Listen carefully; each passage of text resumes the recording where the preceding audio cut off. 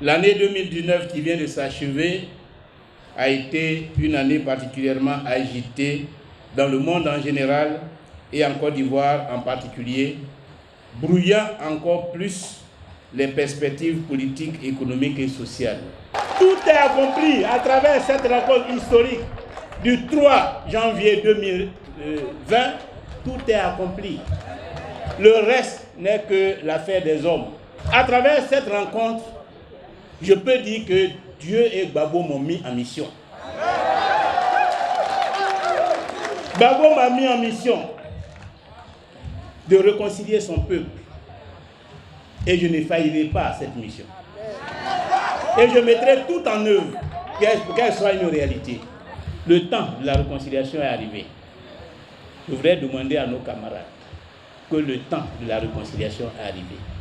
Qu'il n'est pas loin le temps où Simone Gbagbo, à Finguessan, Oula Hubert, à Swadou se retrouveront sur le même podium, en train de faire le même meeting.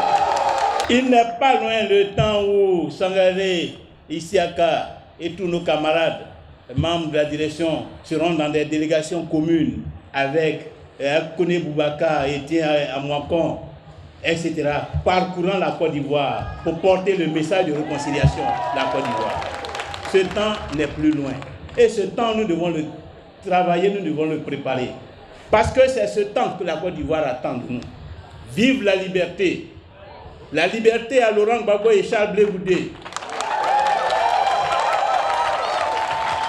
Acquitté par la CPI et que l'on maintient malgré tout injustement et abusivement en liberté conditionnelle qui n'est qu'une détention aménagée. Allons à la paix. Les Ivoiriens veulent la paix que Félix Houphouët-Boigny leur a laissée en héritage. Nous sommes des hommes et des femmes de paix. C'est pourquoi le 15 février 2020, nous irons prier pour la paix avec les jeunes et les femmes de l'Église catholique et l'Église des nations. Parce que la guerre, l'instabilité, la misère ne sont pas des fatalités. Elles sont toujours le prix de nos errements, de nos méchancetés, de nos vanités, de nos ambitions démesurées, de notre mépris pour l'autre, de l'absence d'amour pour le pays, de l'absence d'amour tout court. Ne continuons pas à faire de ce beau pays une boîte noire de frustration et de ressentiment, un gisement de colère et de révolte. Le peuple ivoirien a droit à la paix, à la sécurité, à la tranquillité, à la prospérité, au bonheur. Le chantier du redressement national exige l'implication de tous, dans notre diversité, mais dans notre attachement à la patrie commune. C'est le sens de notre appel constant au dialogue politique et de notre attachement à une réconciliation nationale authentique à travers les États généraux de la République. C'est à cela que nous invitent avec insistance nos guides religieux depuis plusieurs années et les évêques catholiques de Côte d'Ivoire récemment à Korogo.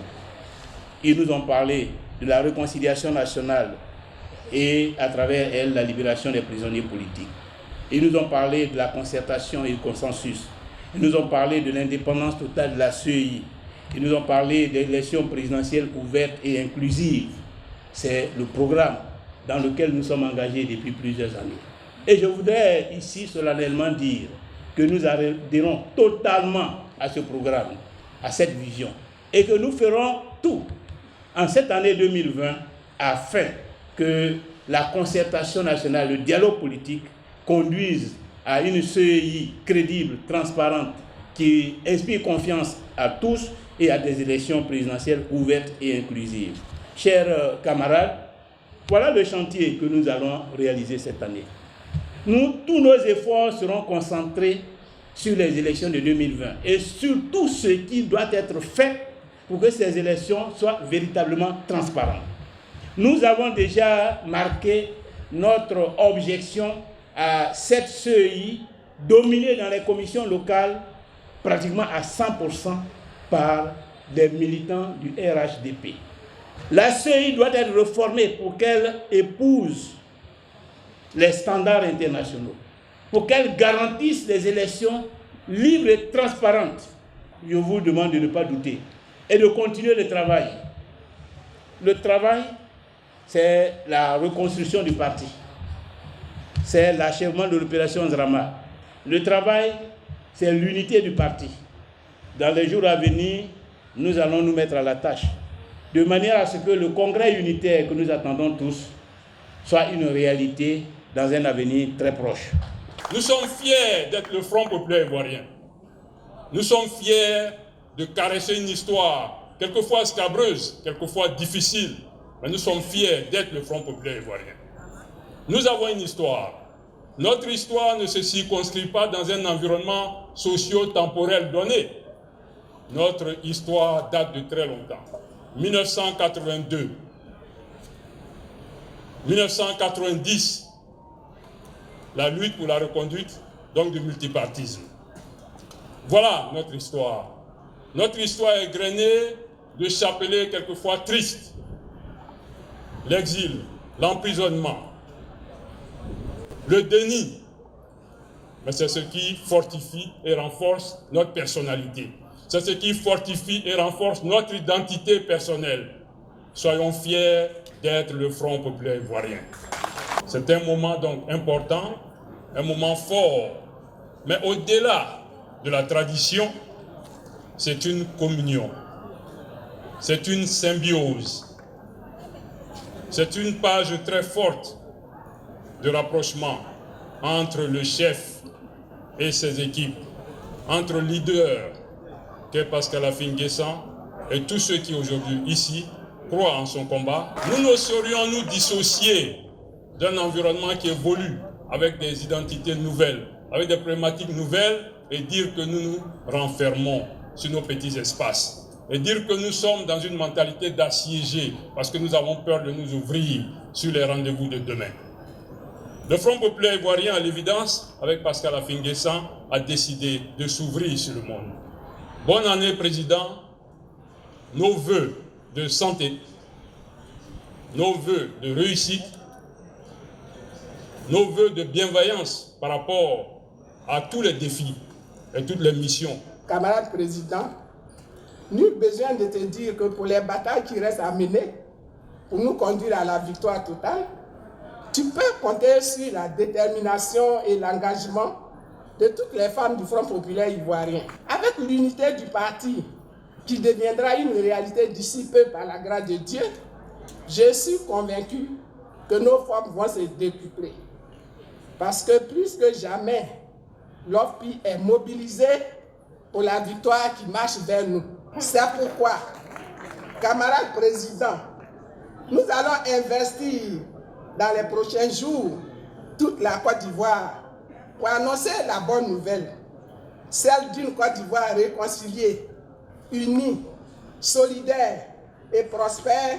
Oui, camarades, cette Côte d'Ivoire-là est possible avec Pascal Affi-N'Guessan comme président de la République au soir du 31 octobre 2020. Camarade président, que le Seigneur demeure ton appui dans la conduite de notre grand parti, toujours attaqué, mais jamais écroulé. Que Dieu te bénisse. Que Dieu bénisse les militants du Front populaire ivoirien. Vous avez repositionné le parti au plan national comme à l'international. Vous avez fait du FPI un parti incontournable sur l'échiquier politique ivoirien. Aujourd'hui, en Côte d'Ivoire, de tous les présidents de partis politiques dits grands, vous êtes le seul qui, à la veille de l'élection présidentielle de 2020, a pu organiser 3 congrès pour impulser un souffle nouveau au dynamisme du parti. Vous êtes un bosseur. La jeunesse du Front populaire ivoirien ne peut qu'être heureuse de vous avoir comme président, comme guide et comme modèle. Non seulement vous êtes une chance pour nous, mais vous incarnez l'espoir de tout le peuple ivoirien. L'histoire politique de notre pays, de même que son agenda politique, nous alerte sans cesse sur le fait que l'an 2020 sera une année très active sur le plan politique et aussi mouvementée. Dans la dimension des nouvelles orientations stratégiques et la définition de nouveaux axes opérationnels inhérents au développement. Ce constat, au mieux, cette évidence nous interpelle tous à nous approprier des valeurs civiques, citoyennes et démocratiques, afin de participer pleinement à cette réconciliation tant entendue, à la consolidation de la démocratie et à un véritable état de droit. Camarades présidents, la jeunesse du Front populaire ivoirien vous encourage, surtout. Elle vous encourage à poursuivre le dialogue que vous avez entamé avec ce gouvernement.